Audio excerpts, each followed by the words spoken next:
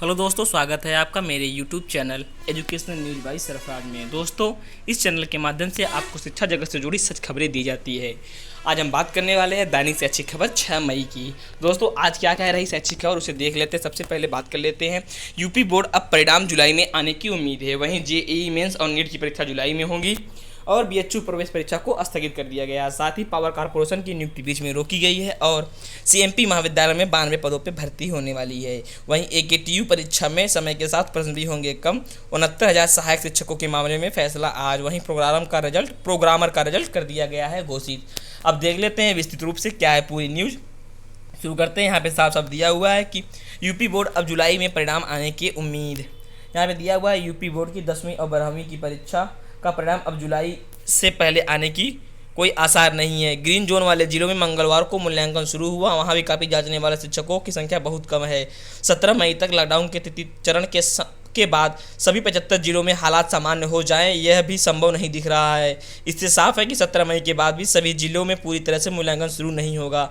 सरकार ने social distancing को बनाए रखने की जो गाइडलाइन जारी की है, उनमें सभी 1,46,000 शिक्षकों के एक साथ कापी जांचने की गुंजाइश नहीं है। हाई स्कूल और इंटर की 3 करोड़ 10 लाख कापियाँ जांचने में कम से कम 15 से 20 दिन का समय लगना तय है। ऐसे में जून के पहले सप्ताह तक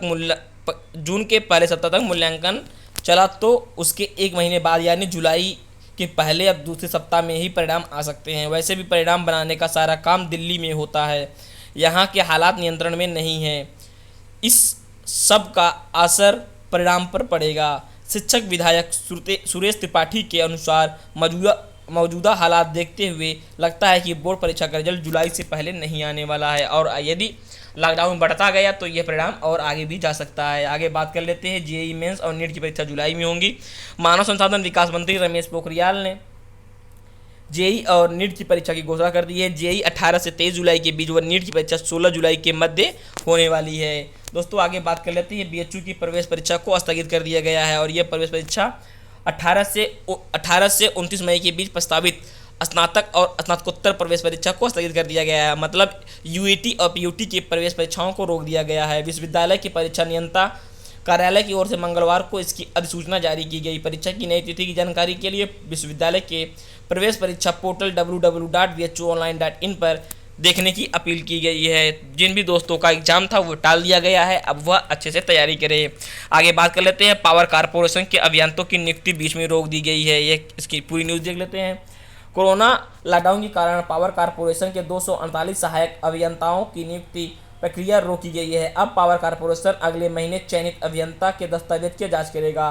पावर कारपोरेशन के संयुक्त के सचिव इंद्रमणि ने बताया कि विद्युत सेवा आयोग के अंतर्गत सीधी भर्ती के माध्यम से सहायक अभियंता के पदों पर चयनित किया गया था। चयनित अभियंताओं को 15, 16 व 18 मई को कार्यभार ग्रहण करने की कार्रवाई होनी थी, लेकिन लॉकडाउन के कारण अब 1, 2 व 3 जून को सरोजनी नगर स्थित विद्युत प्रशिक्षण संस्थान में नियुक्ति प्रक्रिया पूरी होगी। गौर मतलब है कि पावर कारपोरेशन ने सहायक अभियंताओं के 248 पदों के लिए पिछली साल विज्ञापन निकाला था। दोस्तों, ये रही न्यूज़। आगे बात कर लेते हैं अगली न्यूज़ की। वो है सीएमपी अरसे बाद 92 पदों पर भर्ती। इलाहाबाद विश्वविद्यालय से संबंध सीएमपी डिग्री कॉलेज में अरसे से कर्मचारियों के रिक्त पदों भरने की कवायद शुरू कर दी गई है। कॉलेज प्रशासन ने रिक्त 92 पदों का अध्याचन संगठन महाविद्यालय समिति के अध्यक्ष डॉक्टर आनंद शंकर सिंह को भेजा था। डॉक्टर सिंह ने प्रस्ताव को तत्कालीन कुलपति प्रोफेसर RL हांगुरू ने भर्ती शुरू कराने का प्रस्ताव बनाकर मंजूरी के लिए यूजीसी को भेजा है। यूजीसी से अप्रूवल के बाद भर्ती प्रक्रिया शुरू करने की तैयारी है। सीएमपी डिग्री कॉलेज में वर्षों से कर्मचारी की भर्ती नहीं हुई है।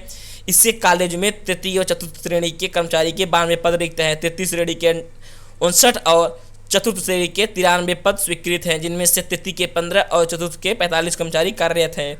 प्राचार्य डॉक्टर विजेश कुमार ने बताया कि 10 अक्टूबर को दोनों श्रेणी में रिक्त कर्मचारियों के 92 पदों का अध्याचन CCC के अध्यक्ष को भेज दिया गया है। कुलपति ने प्रस्ताव बनाकर यूजीसी को भेज दिया है। अप्रूवल मिलने के बाद विज्ञापन जारी कर दिया जाएगा। दोस्तों, आगे बात कर लेते हैं। एकेटीयू परीक्षा के साथ समय भी होंगे कम। यूजीसी की गाइडलाइन आने के बाद इसमें बहुत सारे परिवर्तन हुए, जिसके तहत ये KTU से संबंधित इंजीनियरिंग एवं मैनेजमेंट कॉलेजों के छात्रों के लिए अच्छी खबर है। लॉकडाउन की वजह से छात्रों के परीक्षा के दौरान कम प्रश्न हल करने पड़ेंगे। अखिल भारतीय तकनीकी शिक्षा परिषद की ओर से जारी गाइडलाइन के बाद AKTU ने यह निर्णय लिया है। इसके अलावा AICTE ने 1 से 15 जुलाई के बीच परीक्षा करने के निर्देश दिए हुए हैं। तो दोस्तों ये रही न्यूज़। जो भी इंजीनियरिंग और मैनेजमेंट कॉलेजों का संबंध AKTU से है, उनके परीक्षा के समय के साथ प्रश्नों की संख्या भी कम होगी। आगे बात कर लेते हैं 69,000 सहायक शिक्षक भर्ती की, जो कि बहुत बड़ा फैसला आने वाला है आज। लखनऊ हाई कोर्ट की लखनऊ पीठ में प्रदेश के प्राथमिक स्कूलों के 69,000 सहायक शिक्षकों की भर्ती मामले में राज्य सरकार समेत अन्य विद्यार्थियों की विशेष अपील पर बुधवार को फैसला सुनाया जाएगा। अदालत ने 3 मार्च को सुनवाई पूरी करने के बाद फैसला सुरक्षित कर लिया था। न्यायमूर्ति पंकज कुमार जायसवाल और न्यायमूर्ति करुणेश सिंह पवार की खंडपीठ इन पर 6 मई को अपना निर्णय सुनाएगी। यह अपीलें कोर्ट की बुधवार की वाद सूची में निर्णय के लिए लगी है। दोस्तों आगे बात कर लेते हैं नेक्स्ट न्यूज़ की, जो है प्रोग्रामर का रिजल्ट।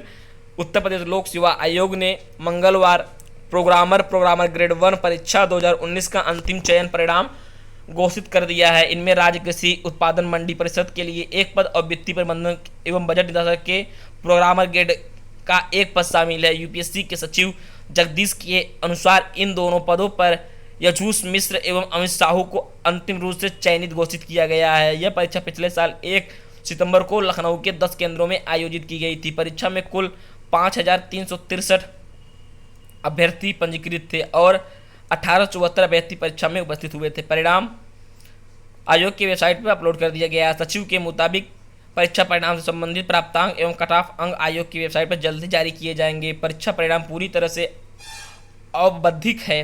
सफल अभ्यर्थी के अभिलेखों का सत्यापन किया जाएगा और अभिलेखों के सही पाए जाने पर अभ्यर्थी की अधिमान्यता के आधार पर विभाग पद पर आवंटन किया जाएगा। दोस्तों ये रहा आज का न्यूज़, इसे मैंने आप तक पहुंचाया। दोस्तों इस वीडियो को आप कर दीजिए लाइक, साथ ही हमारे channel educational news bye Sarfaraz को कर लीजिए सब्सक्राइब, ताकि आपको न्यूज़ सबसे पहले मिल सके। साथ ही आप हमें टेलीग्राम से भी जुड़ सकते हैं। उसके लिए आपको टेलीग्राम पर educational news bye Sarfaraz search करना है और वहाँ पे हमारे चैनल से आपको जुड़ जाना है। दोस्तों इस वीडियो को आप अपने दोस्तों के साथ शेयर जरूर करें। थैंक यू, जय हिंद।